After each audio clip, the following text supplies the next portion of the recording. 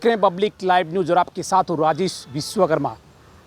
दरअसल आपको बता दें कि एक शख्स ने डिंडोली पुलिस थाने में एक शिकायत दर्ज करवाता है।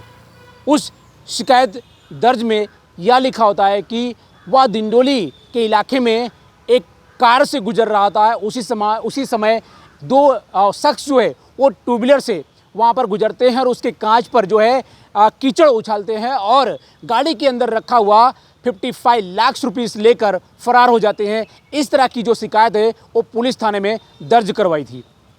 पुलिस स्टेशन में दर्ज इस एफआईआर के बाद जो है पुलिस जो है वो हैरान हो जाती है कि आखिर ये मामला कैसे बना। इस पूरे मामले की तहकीकात जो है वो पुलिस शुरू करती है और तहकीकात और इन्वेस्टिगेशन में ये साफ हो गया कि ये जो एफआईआर दर्ज की है कहीं ना कहीं इसके पीछे कोई राज छुपा हुआ है। जब इसकी पड़ताल पुलिस शुरू करती है और जांच आगे बढ़ती है तो धीरे धीरे जो खुलासा है वो पुलिस के सामने आ जाता है। दरअसल जो फरियादी है, जो शिकायत करता है, वो खुद जो है इस पूरे प्लान का मास्टर माइंड था, क्योंकि उसके पास जो है 30 लाख रुपए जो है वो किसी और के पास देने के लिए लिया था। अगर 55 लाख रुपीस की चोरी अगर जो है सक्सेसफुल हो जाती तो 30 लाख रुपए जो है उसके जेब में चले जाते।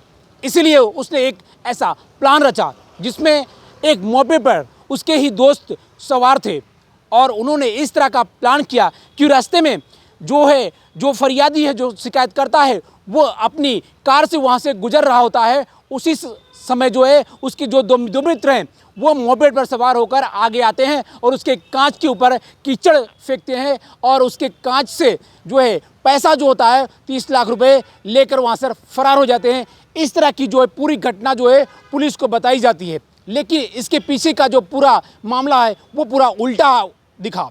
पुलिस जब इन्वेस्टिगेशन किया तो मामला कुछ और निकला और इस पूरे मामले में पुलिस ने 3 शख्स को गिरफ्तार किया है। जो मुख्य आरोपी जो फरियादी एक 4 व्हीलर गाड़ी में जाने वाले जो कंप्लेनेंट है उसकी 4 व्हीलर गाड़ी को एक एक्टिवा ने ओवरटेक किया और उस पर धूल और कीचड़ उसने डाली एक्टिवा के सवार व्यक्ति ने, जिसके कारण फरियादी के बताए अनुसार इसने 4 व्हीलर रोका और रोकते ही एक्टिवा के लोग इसकी गाड़ी में एक थैला था जिसमें 55 लाख रुपए थे वो उठा के ले गए। इस तरह की फरियाद आने के बाद पुलिस ने फरियाद ली और पूरी डिटेल्ड इंटरोगेशन की। इन्वेस्टिगेशन के दरमियान ये जानने को मिला कि ये फरियाद सच नहीं थी। असल में जो फरियादी है उसका नाम है अंकित शशिकांत भाई कानोड़िया। ये अल्थान सूरत में रहता है और मूल सूरजगढ़ ज़िला झुंझुनू राजस्थान का रहने वाला है। इसने अपने 2 पारिवारिक संबंधियों के साथ मिलकर 55 लाख रुपया में कोई सौदा किया था, जिसमें से 10 लाख एक का, 20 लाख दूसरे का और 25 लाख रुपया का भाग फरियादी को देना था, अंकित को। तो बाकी दोनों पार्टनर्स का 10 और 20 इस तरह से 30 लाख रुपया इसके पास आ गया था और इसने इस तरह का एक नाटक रचा कि मेरे पार्टनर्स के 30 लाख रुपए और मेरे भी 25 लाख रुपए जिसमें थे, ऐसा थैला चोरी हो गया। तो इसका इरादा वो 30 लाख रुपया भी अपने पास रख लेने का था और 25 लाख रुपए तो इसके गए ही नहीं थे। पूरी इन्वेस्टिगेशन के दरमियान पता ये लगा कि इसके 2 मित्र हैं।